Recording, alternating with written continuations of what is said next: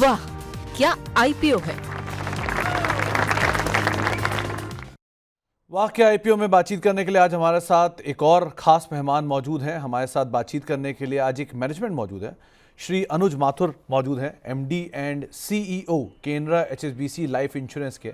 Sir का IPO जो है जल्दी ही खुलने वाला है, तो अनुज सर से जरा उसके ऊपर एक टेक ले लिया जाए। लेकिन उससे पहले कुछ बेसिक डिटेल्स जो कि आईपीओ की हमारे पास अभी तक है।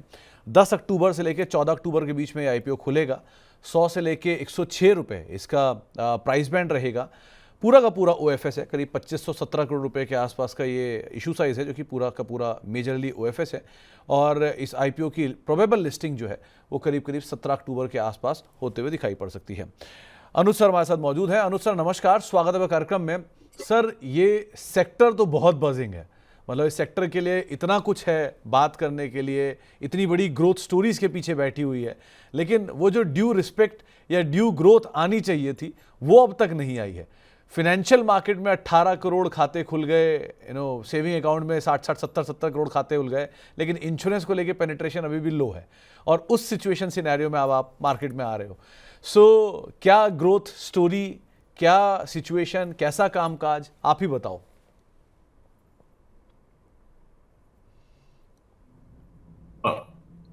मेरी आवाज आ रही है? जी अनुज सर, लाउड एंड क्लियर। देखिए, इंश्योरेंस का फ्यूचर जो है बहुत ब्राइट है। आपने ठीक कहा कि अभी तक पेनिट्रेशन लो रही है, बट आने वाले टाइम में आप देखेंगे कि अच्छा ग्रोथ होगा। और जो गवर्नमेंट ने अभी जो जीएसटी का बेनिफिट एक्सटेंड किया है, ये बहुत बड़ा बेनिफिट है। बिकॉज ये इंश्योरेंस इंडस्ट्री काफी टाइम से डिमांड कर रही थी कि जीएसटी जो 18% पे लगता है बहुत हाई है। सो अब वो जीएसटी जो एग्जम्पशन हो गई है, उससे आप देखेंगे कि इंश्योरेंस को जरूरत जो इंश्योरेंस की होने लगी है। पहले ये था कि लोग टैक्स बचाने के लिए इंश्योरेंस लेते थे, बट अब जो है इंश्योरेंस लोग ले रहे हैं सेविंग्स के लिए, प्रोटेक्शन के लिए। और हमने देखा हमारे बिजनेस में पर्टिकुलरली बहुत अच्छा हमें रिस्पॉन्स मिला है लास्ट ईयर।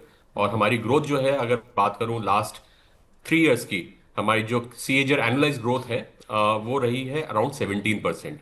इंडस्ट्री की थोड़ा कम है, अराउंड 11%, बट हमारी ग्रोथ इंडस्ट्री से बेटर रही है, अराउंड 17%। और मैं बहुत ऑप्टिमिस्टिक हूँ कि इंश्योरेंस आने वाले टाइम में डिमांड बढ़ेगी और डिफरेंट डिफरेंट प्रोडक्ट्स लॉन्च होंगे और उसका फायदा कस्टमर को मिलेगा। ओके। एक चीज और मैं बताना चाहूंगा कि लास्ट जो लिस्टिंग हुई थी private sector life insurance company की, वो 2017 में हुई थी। तो एक ये अच्छी अपॉर्चुनिटी है आफ्टर 8 इयर्स, 8 साल के बाद, कि एक insurance company, private insurance company listing कर रही है। तो ये एक अपॉर्चुनिटी है। तो अनुज सर, बहुत सारी सिचुएशंस, पहले तो आपके जो वर्टिकल्स है उसमें इंडिविजुअल भी है जिसमें ग्रोथ आ रही है, प्लस ग्रुप इंश्योरेंस तो ऑब्वियसली एक स्टेबल बिजनेस रहता ही है आमतौर पे। रिटायरमेंट और पेंशन प्रोडक्ट, इनको लेकर काफ़ी ज़्यादा अवेयरनेस आ रही है कि हम लोग को भी अक्सर सवाल आते रहते हैं अर्ली रिटायरमेंट को लेकर, और ये जो नई जनरेशन है वो बहुत जल्दी इसको प्लान करती है। सो इसका भी प्रचलन काफ़ी बढ़ रहा है।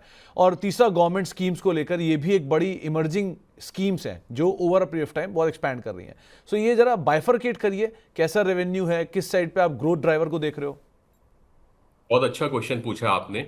और ये एक्चुअली हम देख रहे हैं हमारे बिजनेस में भी, जो रिटायरमेंट सॉल्यूशंस हैं जिसमें एक इमीडिएट एन्युटी होती है, एक होता है accumulation plus annuity, deferred annuity, उसमें अब डिमांड आ रही है। और ये फैक्ट है कि बिकॉज ऑफ एडवांसमेंट, जो मेडिकल साइंस में एडवांसमेंट हुई है, हम लोग लंबा जिएंगे। और या जो भी हमारे सोर्स ऑफ इनकम है वो उस पीरियड के लिए शायद नहीं होगा, हमें सपोर्ट कर पाएगा। तो वहां पे जो रिटायरमेंट प्लान्स है उसका फ्यूचर बहुत अच्छा है। हमारे जो रिटायरमेंट में हमने जो ग्रोथ देखी है, जो रिटायरमेंट प्लान्स में हमारा इस पर्टिकुलर सेगमेंट से बिजनेस ऑलमोस्ट डबल हुआ है पिछले 2 साल में। तो ये बहुत इंपॉर्टेंट सेगमेंट है। और मैं आपको बताना चाहूंगा कि इंश्योरेंस में एक तो प्योर प्रोटेक्शन होता है, जहां पे आपने टर्म पॉलिसी ली तो अगर कुछ हो जाता है तो वो मिलता है।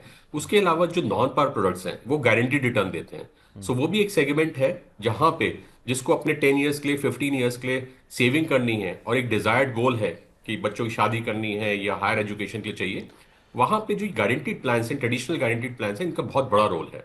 सो जैसे आपने बोला, आई थिंक रिटायरमेंट का बहुत अच्छा स्कोप है, वो ये मार्केट ग्रो करेगा। उसके साथ साथ ये जो ट्रेडिशनल नॉन पार प्रोडक्ट्स हैं, क्योंकि अगर आप देखें लॉन्ग टर्म गारंटी सिर्फ इंश्योरेंस कंपनी है जो लॉन्ग टर्म गारंटी देती है। अगर कोई 15 साल का प्रोडक्ट लेता है, 20 साल का प्रोडक्ट लेता है, हम गारंटीड रिटर्न ऑफर करते हैं नॉन पार में। सो ये एक सेगमेंट है जो ग्रो कर रहा है। उसके अलावा रिटायरमेंट ग्रो कर रहा है। और प्रोटेक्शन तो है ही है, वो तो जरूरी है। और आपने जो गवर्नमेंट स्कीम की बात करी, ये भी बहुत इंपॉर्टेंट है। और जिस तरह से गवर्नमेंट ने अफोर्डेबल स्कीम्स लॉन्च की हैं, आप देखिए PMJJBY जो प्रधानमंत्री जीवन ज्योति बीमा योजना है, बहुत ही अफोर्डेबल प्रीमियम है। और एक बेसिक रिक्वायरमेंट है लाइफ इंश्योरेंस की, वो उससे मीट होती है। हम ये ऑफर प्रोडक्ट भी ऑफर करते हैं, प्रधानमंत्री जीवन ज्योति बीमा योजना। और हमने देखा बहुत बिजनेस उसमें ग्रो हुआ है हमारा। और उसमें ऐसा नहीं है कि प्रॉफिटेबिलिटी नहीं है, ये भी मैं क्लैरिफाई करना चाहूंगा कि ये अच्छा प्रॉफिटेबल बिजनेस है। और हमने भी अपना बिजनेस किया है। अनु सर, एक बात बताओ, जो बजट गया और बजट के बाद दो बदलाव हुए। पहला तो बजट से डिस्पोजेबल इनकम बढ़ी, और क्योंकि ये एक हिस्सा सेविंग्स में भी आता है इसका, जो जानकार मानते हैं। सो ये कितना बड़ा, और प्लस टैक्सेशन में बदलाव हुआ, तो ELSS की वायबिलिटी थोड़ी कम हुई। सो ये जो पूरा सिस्टम चेंज हुआ, ये आपके लिए कितना इम्पैक्ट करके गया, पहला पार्ट। दूसरा, जो गवर्नमेंट ने रिसेंटली GST के अंदर फेरबदल किया, जो अगले फाइनेंशियल मतलब इसी फाइनेंशियल ईयर का हिस्सा बनेगा, तो ये जो दो बदलाव फाइनेंशियल ईयर में हुए, ये आपके लिए कितने बड़े गेम चेंजर रहे, या किस तरह से आपको इम्पैक्ट कर रहे हैं? देखिए, लोग रिबेट लेते थे, अब टैक्सेशन सिस्टम में वो नहीं है। आई थिंक अब वो वाला जो एक रीजन होता था लोगों को खाली टैक्स बचाने के लिए लेना है, वो चला गया। अब लोग लेते हैं इंश्योरेंस सेविंग्स के लिए और प्रोटेक्शन के लिए। तो हमने कोई डिक्लाइन नहीं देखा बिजनेस में, हमारा बिजनेस ग्रो ही किया है। ओके। एक बहुत बड़ा सेगमेंट है जो इसके लिए लेता है कि प्रोटेक्शन के लिए और सेविंग्स के लिए, लॉन्ग टर्म सेविंग्स के लिए, उसमें कोई चेंज नहीं हुआ है। GST जो है, धन्यवाद करना चाहूंगा कि ये लॉन्ग अवेटेड डिमांड थी जो पूरी हुई है। इसका बहुत पॉजिटिव बेनिफिट आएगा इंश्योरेंस में। आप देखेंगे कि जो एक अफोर्डेबिलिटी है, और पर्टिकुलरली मैं बताना चाहूंगा कि जो छोटी सिटीज हैं, Tier 2, Tier 3, Tier 4 सिटीज जिनको बोलते हैं, वहां पे लोगों का इंटरेस्ट आया है। और हमने देखा है कि जो यहाँ से जो बिजनेस है आना शुरू हो गया है। तो ये बहुत अच्छी रिबेट दी है गवर्नमेंट ने। मैं कहूंगा GST का बेनिफिट कहीं ज्यादा है, क्योंकि इनकम टैक्स का एक बार मिलता था। ये जो बेनिफिट है, ये हर साल के प्रीमियम में आपको मिलेगा। तो आई थिंक ये बहुत बड़ी एडवांटेज है, और इससे बिजनेस ग्रो करेगा। अनुसार, दो हिस्सों में बात करूंगा आपके डिस्ट्रीब्यूशन पार्ट पर। एक डिजिटल जो इंश्योरेंस डिस्ट्रीब्यूशन पार्ट है आपका, वो कितना काम करता है, क्या काम करता है, कितना रेवेन्यू जनरेट करता है, पहला पार्ट। दूसरा, क्योंकि आपका पेरेंटेज भी है बैंक इंश्योरेंस के थ्रू, केनरा बैंक के जरिए, या HSBC रीजनल रूरल बैंक्स के थ्रू, ये जो बैंक इंश्योरेंस वाला पार्ट है, ये कितना रेवेन्यू जनरेट करके लाता है? ठीक है। देखिए, डिजिटल बिजनेस जो है अभी इंडस्ट्री में बहुत ज्यादा प्रोपोर्शन में नहीं है। अराउंड 4 to 5% है। तो हमारा भी जो डिजिटल से बिजनेस आता है, जो लोग कंपनी की वेबसाइट पे आके प्रोटेक्शन प्रोडक्ट्स लेना चाहते हैं, या जो वेब एग्रीगेटर्स हैं मार्केट में, उनके थ्रू है, तो वो बिजनेस अबाउट 4% है। जी। बैंका का बिजनेस बोला, क्योंकि हमारा फोकस है वो बैंका पे रहा है शुरू से। वो बिजनेस अच्छा ग्रो किया है। और अगर मैं बात करूं तो हमारा आज की डेट में लगभग 90% बिजनेस बैंक इंश्योरेंस से आता है, बैंकों के माध्यम से आता है। बिकॉज हमारे जो बैंक ब्रांचेज हैं, 15,700 बैंक ब्रांचेज हैं अक्रॉस इंडिया है। तो वहां से हमारे बिजनेस है, उसमें कैनरा बैंक का कॉन्ट्रीब्यूशन कोई 70% के करीब है। HSBC का जो कॉन्ट्रीब्यूशन है बिजनेस में, वो 13 से 15% के बीच में है। उसके अलावा हमारे पास 7 रीजनल रूरल बैंक्स हैं, और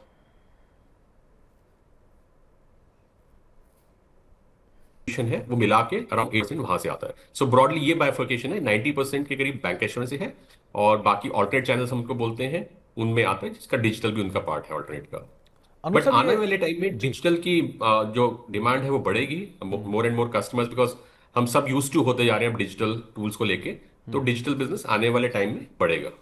ओके अनुसार, एक चीज़ और, ये क्योंकि ये OFS है, एग्जिस्टिंग इन्वेस्टर इसमें से एग्जिट कर रहे हैं। इसके एग्जिट के बाद कोई, मतलब वो जो एग्जिस्टिंग इन्वेस्टर है, उनकी होल्डिंग रहेगी या कितनी रहेगी, और बाकी क्या फेरबदल शेयर होल्डिंग में होगा? तो एग्जिट नहीं कर रहे, मैं क्लैरिफाई करना चाहूंगा। हमने ये बिजनेस 17 साल पहले शुरू किया था। तो हमारे जी। जो 3 शेयर होल्डर्स हैं, कैनरा बैंक, HSBC, और पहले OBC था, वो PNB। तो ये 3 शेयर होल्डर्स हैं, और ये थोड़ा जो स्टेक है, उनके जो शेयर होल्डिंग है वो 51% है। वो 14.5% सेल कर रहे हैं। उसके बाद भी कैनरा बैंक की होल्डिंग इस कंपनी में 36.5% रहेगी। पंजाब नेशनल बैंक जो अभी 23% है उनके पास, वो 10% बेच रहे हैं, उसके बाद वो 13% का उनका शेयर होल्डिंग रहेगा। और HSBC जिनका अभी 26% है, वो मात्र 0.5% बेच रहे हैं, तो उसके बाद उनका 25.5% वो रहेगा स्टेक। तो हमारा जो इशू है ये 25% के करीब का है, 25% स्टेक सेल है, जिसमें पब्लिक को इन्वेस्टर्स ओपन मार्केट से आएंगे, और हम चाहते हैं कि ज़्यादा से ज़्यादा इन्वेस्टर्स हमारे से जुड़ें, इस कंपनी जो ये कंपनी सक्सेसफुल कंपनी है इसमें इन्वेस्ट करें और इस आईपीओ का बेनिफिट लें। तो ये 25% के करीब एग्जिस्टिंग शेयर होल्डर्स डाइल्यूट कर रहे हैं। इसके अलावा कोई फेरबदल नहीं है, क्योंकि मैंने जैसे बताया हमारी कंपनी बहुत प्रॉफिटेबल कंपनी है। पिछले 17 सालों में हमारा बिजनेस बहुत अच्छा है, चला है, और लास्ट 13 ईयर्स में हर साल हमने प्रॉफिट जनरेट किया। तो जो हमारे जो इंटरनल एक्रूवल्स हैं, जो प्रॉफिट्स हैं, उसको हम यूज करते हैं फॉर एक्सपेंशन। सो कंपनी इसलिए फ्रेश कैपिटल रेज नहीं कर रही है, क्योंकि जो हमारे रिसोर्सेज हैं, जो हमारी कैपिटल है, वो सफिशिएंट है। हम अपने जो ग्रोथ इनिशिएटिव्स उससे इंप्लीमेंट करेंगे, और ये जो डाइल्यूशन है, ये पार्ट डाइल्यूशन है by existing shareholders to get wider public. हम चाहते हैं कि ज़्यादा निवेशक इस कंपनी में आए, तो इसके लिए शेयर होल्डर्स ने डिसाइड किया कि हम पार्ट डाइल्यूशन करते हैं, क्योंकि हम फ्रेश कैपिटल रेज नहीं कर रहे थे। तो एक ये माध्यम बनाया है ज़्यादा से ज़्यादा इन्वेस्टर्स का इस कंपनी से जुड़ने के लिए। नहीं नहीं, बहुत बढ़िया अनु सर। ये मतलब आप खुद ही बोले 8 साल बाद एक इंश्योरेंस कंपनी आ रही है। सो अभी आप ऑलरेडी थोड़ा समय आपने ले लिया, लेकिन हाँ, ये बहुत बढ़िया स्टेप आपने, उन्हें लेट ही सही लेकिन आकर एटलीस्ट मार्केट में तो पहुंच रहे हो आप लोग। बहुत बहुत शुक्रिया अनु सर हमारे साथ मौजूद रहने के लिए, और बहुत बहुत शुभकामनाएं आपके आने वाले आईपीओ को लिए। उम्मीद करते हैं बढ़िया नंबर्स रहें, बढ़िया सब्सक्रिप्शन रहे और बढ़िया लिस्टिंग आप शेयर होल्डर्स को बना कर दें। बहुत बहुत शुक्रिया अपना समय में देने के लिए और हमसे चर्चा करने के लिए। वापस लौटते हैं अब जरा जैन साहब के पास। जैन साहब, आप अभी मैनेजमेंट को सुन रहे थे, दो इसके बारे में भी आपने शायद कवरेज किया नहीं होगी, अभी तो आईपीओ का खुलना बाकी है, लेकिन कोई टिप्पणी आप कर सकते हो क्या इसके ऊपर? सर, मैं एक प्रीवियस एग्जांपल ले लेता हूं।